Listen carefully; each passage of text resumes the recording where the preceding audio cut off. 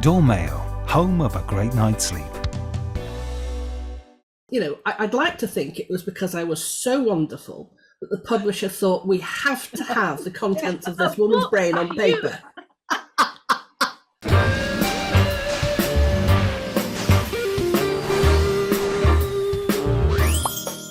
Hello, Fridays.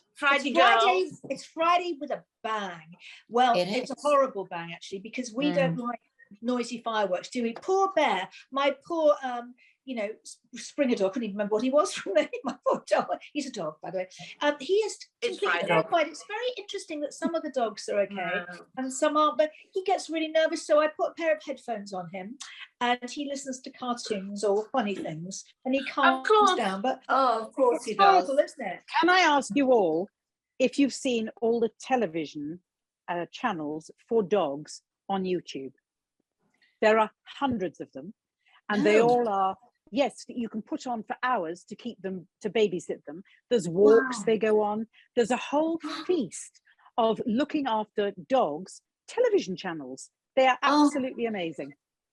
That's balmy. Bear with me 1 second. You learn something new every day on this programme. Edit this a minute. Can I just go back for a minute to the fireworks? Because in Germany, I don't know if you ever saw the YouTube thing on Germany, they do massive displays, but with no noise. Yeah, they don't need to have noise. There's no bang to have but you don't need to, Sherry. There doesn't need to be. No, that's much more sensible. I mean, they're beautiful as well because it makes you concentrate on the beauty. But no bangs, nothing. Why can't we do that?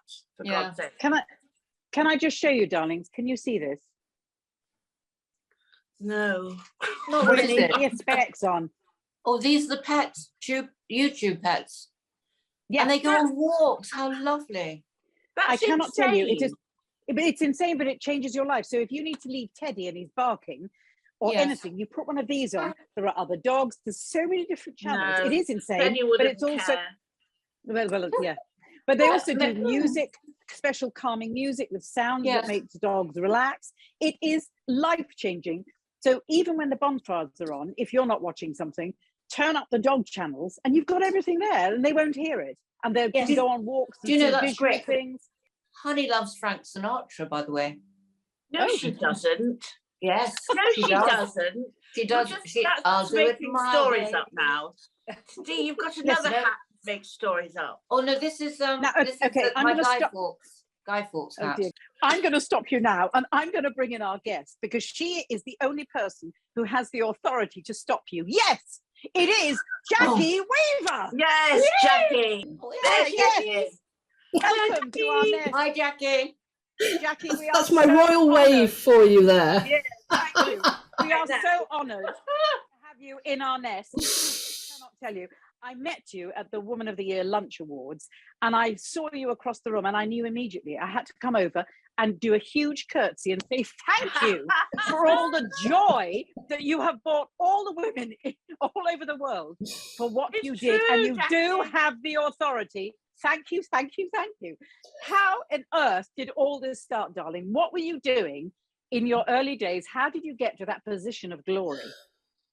It's so weird. It's like there used to be somebody called Jackie Weaver, but the difference between the one that we had 2 years ago and this one is apparently no one can now separate my names. I am just known as Jackie Weaver.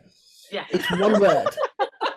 But back in the days when I used to be Jackie or Mrs. Weaver to people who didn't like me terribly much, I've been working with our local councils for the best part of 25 years.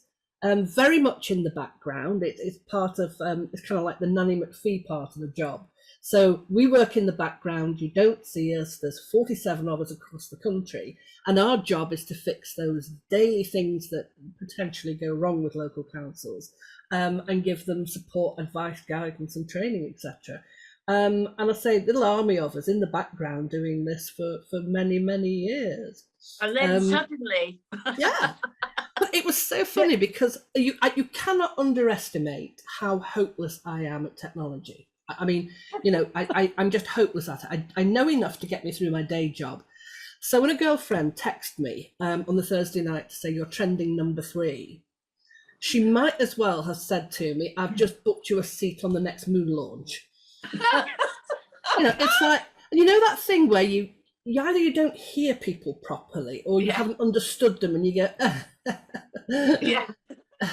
yes. And moving on, it was kind of like that. So we kind of moved on, and a bit later, even more excitedly, she says, "You're trending #1." And I thought, well, trending #3 meant bugger all to me, so trending #1 isn't making much difference.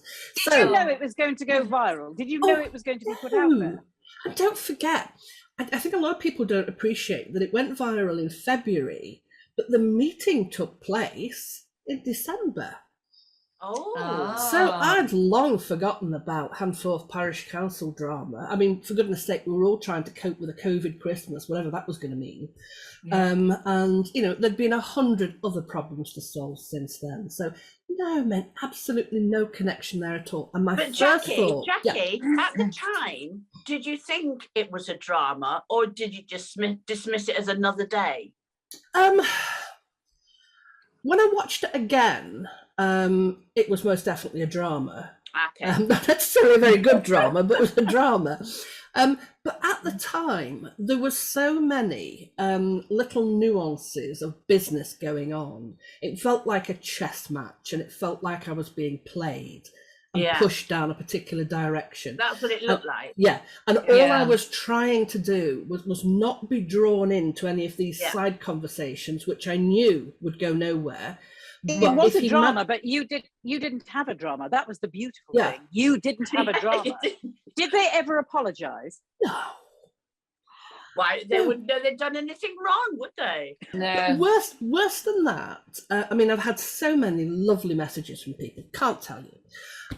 But the odd one comes through with things like, "I can't believe how appallingly you treated those men." Or, "I can't believe that a woman would treat men so badly." Missing the point. Yeah. Missing the point. Keyboard warriors, darling. Keyboard warriors. But why Jackie, would a woman think that? Yeah, I mean, you said you're no good at technology, but you're quite good at clicking that Zoom thing and getting rid of them, weren't you? Yeah, but I said I know what I need to know to do the job.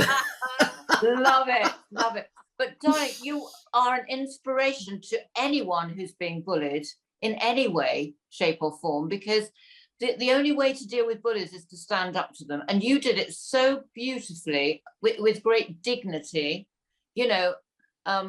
as Debbie and Harriet said to me earlier, you did it without any drama. You did it because you believe, you were very centered, and you believed in yourself, and it was brilliant. But it was also hilarious because you had that strength. You stood up to them, and they crumbled really in front of your eyes. I mean, you could. I totally got what people said since then about how it looked scripted. Yeah. Because all those little elements, like Julie's iPad, and the way she takes that side call. She's a lovely person, but she took that side call without realizing that anyone was listening. Yeah. And that, the two grumpy old men that, apparently neither of them is capable of holding up an iPad on their own. They both have to hold it, and she just couldn't make it up. No. And then, the other one who starts the conversation facing in the opposite direction. Yeah. But with that terribly profound statement that I think we all should learn and actually, live by, which is the chairman of the council is the chairman of the council. I mean, I think, clearly a profound moment there that we can all learn something from. Well, the thing is, I mean, it would be so lovely, wouldn't it, in life, if one was bullied or feeling the slightest bit nervous about anything, you could just press the Zoom button and get them to disappear. That's what I'm hoping for in life. Yes. Yeah. Yes. I mean, I guess for me, I often feel I genuinely feel in a very privileged position for lots of different reasons. One, I'm really past retirement age, although I haven't retired yet. I'm not trying to pay off the mortgage. And I've got the confidence that comes with having spent 25 years in, as we call it, the sector. And I know that other people don't have that. And I mean, I could stand up to them because, well, for a fact, they weren't paying my wages. Yeah. But if they were Yeah. paying my wages, that would be a very different position. Yeah.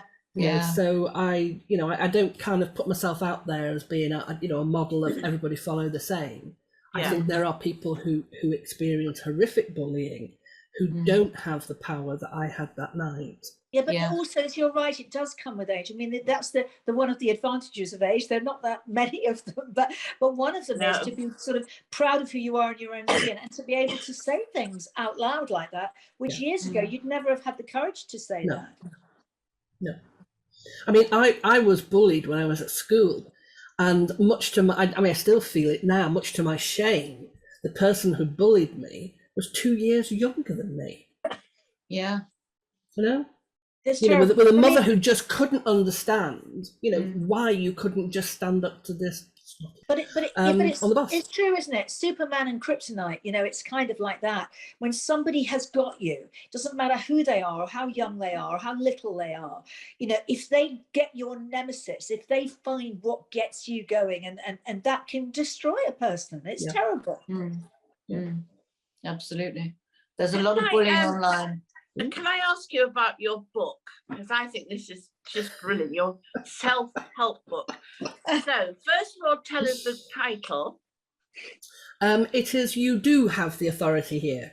But what was the title going to be? One has to bow to one's publisher's greater knowledge on this, but I really wanted to call it A Little Book of Common Sense, because I feel that's what it is. I feel it's the kind of thing that either you wish your mother had said to you, or if your mother did say it, you wished you'd listened. Yes, well, there was never any chance of listening to your mother, was there? I mean, that doesn't work. But tell us, why did you write it, and the gist of it all then? Well, I mean, I guess, I'd like to think it was because I was so wonderful that the publisher thought we have to have the contents of this woman's brain on paper. The reality, I suspect, is that for a brief period of time, that new name, Jackie Weaver, has the potential to sell some books. So it was a publisher who approached me. People often say, "Did you approach a publisher?" And I thought, what kind of arrogance would lead someone to say, "Do you know what? The public need to hear what I think." Yeah. What's in the book, Jackie? Tell us what's in the book. Well, I first of all thought, shall I write a book about parish councils? And I thought, well, we probably want to sell more than 6. So, Not 6. yeah. And also, I live that. That's my day job. So, I want to write about it as well. Yeah. So, I guess for me, my husband's called Stuart. Stuart and I often have what I would call that side of the bed moment in an evening, where you're going to bed and you think, why the bleeding heck don't they do such and such? Isn't it obvious? And time again, we have that feeling that we've just kind of thrown common sense out the window. And that often the answers to problems are bleeding obvious. It's like, I was reading something which prompted me to write a chapter about it in the book, about I couldn't believe, and it was the Daily Mail, but I couldn't believe that somebody was in this day and age writing about how to keep your man. Really? Stop. Yes, Not really. It was like, yeah. So then as you look a bit more closely, you find that, first of all, we agonise over how to get one, as if they're in short supply. Then we have to know how to keep them, okay, in case they run off. And then we look at how to get them back if they have actually managed to escape. And I think, where's the bit that says, do you actually need a man in your life? Yeah. Thank you. Yes. Really? Thank you very Thank much. you, This Jackie. is your next book. I think this is your next book. And I think it should be done like, it should be sold in pet shops. So men are sort of viewed as pets. Well, I'm lucky. I have a really nice, kind, supportive husband. And we married a little bit later in life, as in not 19. And, he was never going to be the kind of man that was going to change the world. But he was always the kind of man that was there for you and always had a kind word to say. And I'd come out of a fairly challenging relationship with a much older man before I met Stuart. And I can always remember Stuart had a lovely little green sports car. And I was out in said lovely little green sports car, and I ran into somebody. Entirely my fault. We were driving along the high street, and I happened to be looking in the shop window, as you do, and hadn't noticed that the car in front had stopped. I do think he should have given some warning other than putting his brake lights on. And all the way home, I was that sinking feeling of, oh my God, I've got to tell him. Because I remember what it would have been like if I'd done something like that with a previous partner. And all Stuart said was, "Are you all right?" I just wanted to cry. You know, what's interesting, Jackie, is that you said that he didn't change the world. There wasn't a man who was going to change the world, but he changed your world. And that's the difference. And that's the beautiful thing. And that's all actually all that matters. Exactly. Yeah. Gives us all hope. And in fact, that leads on nicely to yet another chapter in the book, which is about, how we constantly, particularly women, particularly young women, keep telling young women they can have it all. Well, no, you can't. You honestly can't. It's a choice. You can either focus on your career or you can focus on your family, and you can do it at different times. It's not necessarily one line. But stop believing this crap about you can do it all. No. Because you're just setting yourself up to fail. Yeah, and also you don't want to either, because then nothing is fulfilling, because you're doing too much. That's right. Yeah. And yet again, we keep pushing this all the time. We do. Particularly at women. I remember we when need my your daughter book. was born. I remember when my daughter was born, and I was pressured. I wanted to be with her for a couple of years, and I was fortunate enough to be able to do that because my husband at the time supported me. But I had such flack from other people. Why don't you go back to work? What's wrong with you? Feminists saying to me, for God's sake, but sometimes you just want to do that. You just have, there's a choice if you can. And it's a beautiful choice. And it's great to hear you saying that. I mean, I made the choice when my children were young. I mean, my husband worked and supported us. We did not have much. With one salary coming in, 3 children, we didn't have a lot. And I went back to work later. But I can always remember this weird conversation with a girlfriend's child. And she did go back to work, and she pursued a career that was really important to her. This little girl says to me, and who's Michael's childminder? And I said, well, that would be me. No, you're his mummy. Yes. Who's his childminder? Exactly. And she had no concept of this, that actually, you would be a mother and a childminder. Yeah.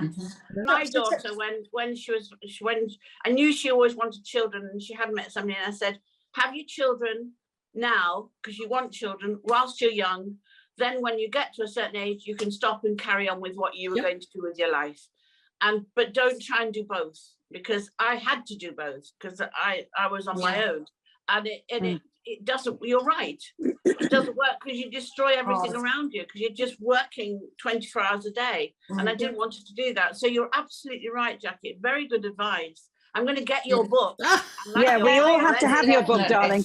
We're going to put it on our Wonderbirds info page. Yeah, because everyone needs it, Jackie. Do you have one to hold up, Jackie? Pardon? Do you have one to hold up? I do. Lovely. Jackie Weaver. Lovely cover. Jackie Weaver. Jackie Weaver. We don't say Jackie Weaver, girls. We just say Jackie Weaver. Jackie Weaver. Thank you.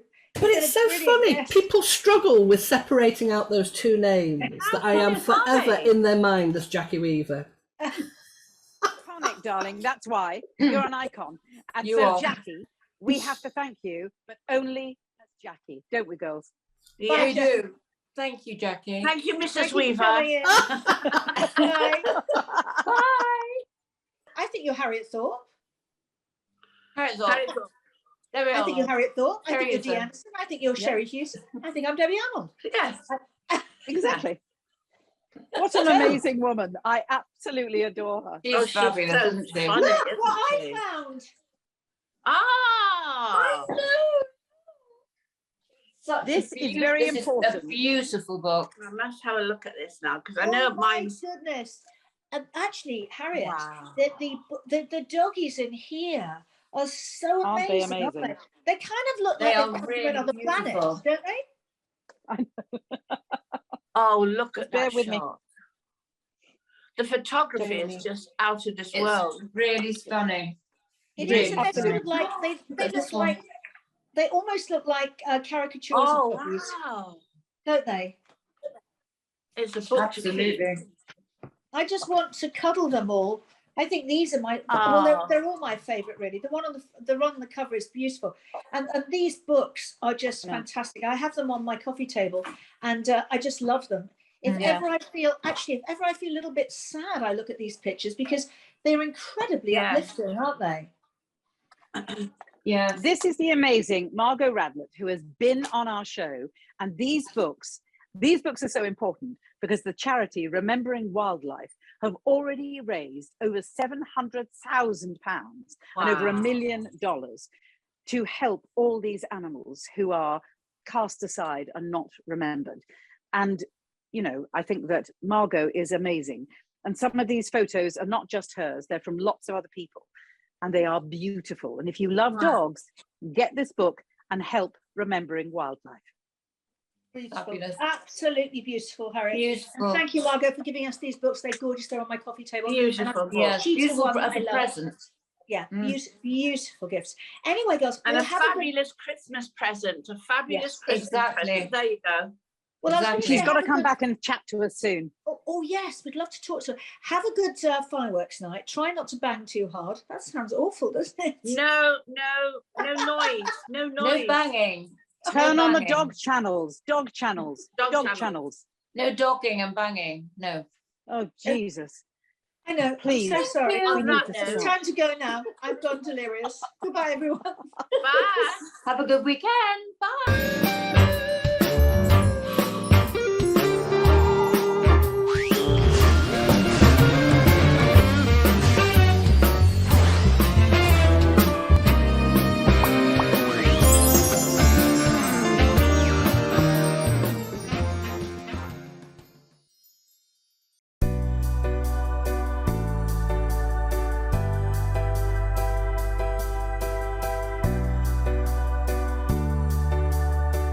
Dormail, home of a great night's sleep.